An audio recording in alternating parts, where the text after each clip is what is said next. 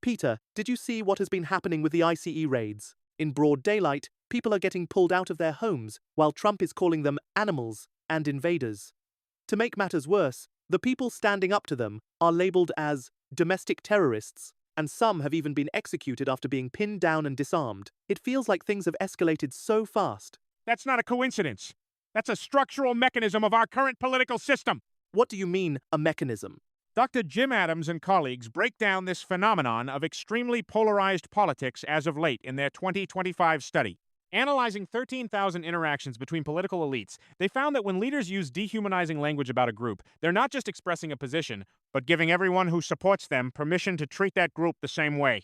The language flows downward, and what's acceptable becomes even more extreme. So when Trump calls someone an animal on national television, The people who trust him hear that as clearance, and the people who oppose him hear it as a threat to people they care about. Both sides escalate. Adams also argues that populists' us versus them messaging doesn't just win elections, but restructures how people see each other in daily life, even if the messaging is insincere. and then you get Minnesota, or January 6th. Exactly.